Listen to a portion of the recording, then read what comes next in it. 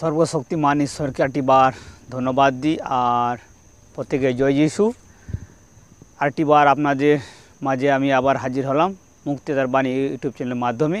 আমার প্রিয়রা, তো আশা করি আপনারা সুন্দর আছেন, ভালো আছেন, সুরক্ষা আছেন। ধন্যবাদ দিয়ে আর আজকে প্রচারটা শুরু করতে চলেছি। সর্বশক্তিমান ঈশ্বর তিনি বলছেন মন ফেরাও, বলছে আমার দিকে ফিরো। যদি আমরা ঈশ্বরের দিকে আমরা ফিরে আসি, তিনি তার আত্মাকে আমাদের উপরে সেচন করবেন। যে আত্মা দ্বারা আমরা না জানা জিনিসগুলো আমরা বুঝতে পারবো যে আমি ভুল করছি না ঠিক করছি, সে আত্মা তিনি আমাদেরকে সেচন করবেন। আমার প্রিয়রা, আসুন বেশি সময় না নিয়ে আপনাদেরকে আমি সরাসরি বাক্যের মাধ্যমে বলি।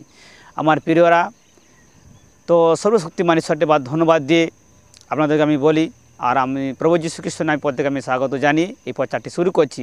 আর আপনারা যদি আমার ভিডিও যদি নতুন হয়ে থাকেন, অবশ্যই ভিডিওটি সাবস্ক্রাইব করবেন এবং বেল আইকনটা বাজিয়ে পাশে থাকবেন। আসুন আমার প্রিয়রা, এখানে হিতোপদেশ আমরা এক অধ্যায় থেকে আমরা এখানে পাঠ করি 23 পদ। আমার প্রিয়রা দেখুন, এখানে সর্বশক্তিমান ঈশ্বর তিনি কি বলতেছেন, তিনি সালোমনের মাধ্যমে তিনি সে বাক্য তিনি আমাদেরকেও তিনি বলতেছেন। আসুন আমার প্রিয়রা এখানে পাঠ করি। লেখা আছে, তোমরা আমার অনুযোগে ফিরো, দেখো আমি তোমাদের উপরে আমার আত্মা সেচন করিব, আমার কথা তোমাদের জিজ্ঞাসা করিব। হালেলুয়া। সর্বশক্তিমান ঈশ্বর প্রভু যীশুকে ধন্যবাদ করি। দেখুন এখানে বলছে আমার দিকে ফিরো, আমার যে কথাগুলো তোমাদেরকে আমি জানাবো। অনেক সময় দেখবেন আমার প্রিয়রা, আমার বিশ্বাসী ভাই বোনেরা, অনেকেই দেখবেন এমন অনেক সময় দেখবেন ঈশ্বরের রব না এটা মন্দশক্তির রব, আপনারা জানবেন কি করে?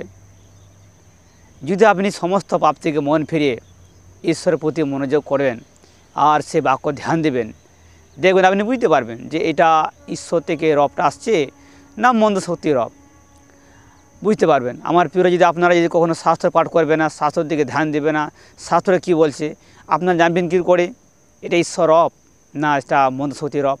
আমার প্রিয়, তাই এখানে ঈশ্বর বলছেন বাক্য দ্বারা, তোমরা আমার দিকে ফিরো আর আমি তোমাদেরকে আত্মা দেব। যে আত্মা দ্বারা এখানে আমরা যদি পাঠ করি, দেখুন আমার প্রিয়রা, এখানে আমি 2 অধ্যায় 2 থেকে 4 পর্যন্ত পাঠ করি। শুনে এখানে লেখা আছে, যদি আমার আজ্ঞা সকল তোমার কাছে সঞ্চয় করো। আমার প্রিয়রা, যদি ঈশ্বরের আজ্ঞাগুলো যদি সকল যদি বাক্যগুলো আমরা হৃদয়ের মধ্যে সঞ্চয় করি, তাহলে আপনি বুঝতে পারবেন ঈশ্বরের বাক্য যদি আপনার হৃদয় থাকে, তা আপনি যে কোনো বাইরের আওয়াজ আপনি বুঝতে পারবেন। এই যে হৃদয়ের মধ্যে বাক্য সঞ্চয় করতে কেন বলছে, আপনার হৃদয় যদি সঞ্চয় যদি থাকে সেই ঈশ্বরের বাক্যগুলো, আপনি বুঝতে পারবেন এটা ঈশ্বরের রব না শয়তানের রব। আর আমার প্রিয়রা, যদি ঈশ্বরের বাক্য আপনার সঞ্চয় হৃদয় যদি সঞ্চয় না করিয়ে থাকেন, আপনি জানবেন কি করে? আপনি ঈশ্বর রবগুলো কখনো সঞ্চয় করেনি, ঈশ্বর কখনো শুনেনি, ঈশ্বরের বাক্য কখনো হৃদয়ের মধ্যে রাখেনি, তা আপনি বুঝবেন কি করে এটা ঈশ্বর রব না শয়তানের রব? এইভাবে ভুল রব শুনে আপনারা ভুলভাবে পরিচালিত হবে। তো আমার প্রিয়রা, আসুন আজকে আমরা বাক্য থেকে যেন আমরা পরিষ্কার হয়ে যাই। আসুন আমার প্রিয়রা, তারপরে পড়ি, যদি প্রজ্ঞার দিকে কর্ণপাত করো, যদি বুদ্ধি মনোনিবেশ করো, প্রজ্ঞার দিকে যদি ঈশ্বরের গানের দিকে মন দিয়ে শোনো বা তার দিকে যদি এগিয়ে আসেন, আপনি বুঝতে পারবেন আপনি কোন আত্মা দ্বারা পরিচালিত হচ্ছেন। যে আপনার কাছে কোন ঈশ্বরের বাক্য মনে নেই বা ঈশ্বরের বাক্য কোনো স্মরণ করতে পারছে না, ঈশ্বরকে আপনি ঠিক মতন বুঝতে পারছেন না, তাহলে আপনি কী করে জানবেন কার রব দ্বারা, কার পরিচালনা, কার ক্ষমতা, কার শক্তি দ্বারা আপনি পরিচালিত হচ্ছেন? আমার প্রিয়রা, তো সেই জন্য বাক্য বলছে, ঈশ্বর বলছে তোমরা আমার দিকে ফিরো, আমার আত্মা তোমাদেরকে দেবো। ঈশ্বরের রব শুনতে গেলে ঈশ্বরের আত্মা প্রয়োজন। আমার প্রিয়রা, আরেকটিবার ধন্যবাদ দিই যারা আমার ইউটিউব চ্যানেলের মাধ্যমে আপনারা যারা শুনছেন, যদি আপনারা নতুন হয়ে থাকেন আপনারা চ্যানেলটি সাবস্ক্রাইব করবেন এবং বেল আইকনটা বাজিয়ে পাশে থাকবেন। তো এই যে দেখুন, এখানে ঈশ্বরের আত্মা ছাড়া আপনি ঈশ্বর আত্মাকে রব বুঝতেই পারবেন না। তিনি শক্তি না দিলে তার শক্তির বিষয়ে আপনি আলোচনা করতে পারবেন না, বুঝতে পারবেন না, কথা বলতে পারবেন না। তিনি সেই জন্য বলছে আমার আত্মা তোমাদেরকে দেব। আর এখানে বলছেন 3 পদে, হ্যাঁ যদি সুবিবেচনক আহ্বান করো, যদি বুদ্ধির জন্য উচ্চস্বর করো। তিনি বলছেন বুদ্ধির জন্য উচ্চস্বর করতে হবে। প্রিয়রা, বুদ্ধির জন্য উচ্চস্বর করো, প্রার্থনা করো, ডাকুন ঈশ্বরকে। আপনি ঈশ্বরের রব বুঝতে পারবেন, আপনি ঈশ্বরকে জানতে পারবেন। তারপরে দেখুন আমার প্রিয়, যদি রূপর নেয় তাহার অন্বেষণ করো। দেখবেন কারো যদি রূপা বা সোনা যদি হারিয়ে যায়, কী করে খুব মন দিয়ে তিনি খোঁজাখুঁজি করে, যতক্ষণ না পাবে সে খুঁজতেই থাকবে। দেখবেন সারাদিন মনটা, আমার প্রিয় ঈশ্বরের বাক্য আপনি যখন ধ্যান করে পড়বেন, দেখবেন আপনার সেই ঈশ্বরের বাক্য দিকে ধ্যান থাকবে, যে আমি সকালে কি পাঠ করলাম, কি এখানে পড়লাম, সেই বিষয়ে ঈশ্বর আমাকে কী বলতে চলেছেন, আপনার ধ্যান সেই দিকে থাকবে। এখানে দেখবেন কোনো যদি সোনা বা রূপা যদি হারিয়ে যায়, আমার প্রিয়রা দেখবেন যেখানে থাকে না কেন সে বাড়িতে ধ্যান থাকবে। কারণ আমি আমার কানের দুলটা বা আংটিটা বা কোনো কোথায় সোনার বিশেষ কিছু আমি হারিয়ে ফেলেছি, মালা পড়ে গেছে, কিন্তু দেখবেন আপনি যেখানে থাকবেন, আপনি খাবার খাচ্ছেন, রান্না করছেন, কিন্তু আপনার ধ্যানটা কোথায় আছে প্রিয়রা? সেই সোনার রূপার কাছে। সেই রূপ যদি সোনার উপর মতন ঈশ্বরের বাক্যকে অন্বেষণ করেন আর ঈশ্বরকে যদি খুঁজে বেড়ান, আপনি অবশ্যই ওনার রব শুনতে পাবেন। হালেলুয়া। আসুন তারপর আমি পড়ি, যদি রূপর নেই তাহার অন্বেষণ করো।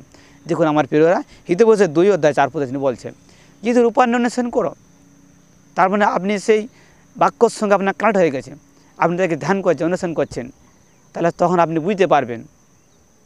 কারণ আপনার সঙ্গে কোনো জিনিস কানেক্ট নেই, কোনো কানেকশন নেই, কোনো ধ্যান নেই, আপনি জানবেন কী করে? দেখুন আমার প্রিয়রা, এখানে 5 পদে লেখা আছে, 4 পদে, কিন্তু রূপর নেই তাহার অন্বেষণ করো, গুপ্ত ধনের নেই তাহার অন্বেষণ করো। গুপ্ত ধনের নেই, আমার প্রিয়রা, গুপ্ত ধনের নেই, খুব মূল্যবান জিনিস আপনি কীরকম খুঁজবেন? খোলামেলা জায়গা পাবেন না, খুব মূল্যবান জিনিস, খুব ধ্যান সহকারে বুদ্ধিপূর্বক খোঁজাখুঁজি করতে হবে। তো আমার প্রিয়রা এখানে 5 পদে বলছে, তবে সদাপুর ভয় বুঝিতে পারিবে, ঈশ্বর বিষয়ে জ্ঞান প্রাপ্ত হইবে। আমার প্রিয়রা, যদি ঈশ্বরের বাক্যকে আপনি ধ্যান করেন আর ঈশ্বরের বাক্যের পিছনে আপনি যদি যান, সেই মতন চলেন, তাহলে ঈশ্বরের ভয়টাকে আপনারা বুঝতে পারবেন।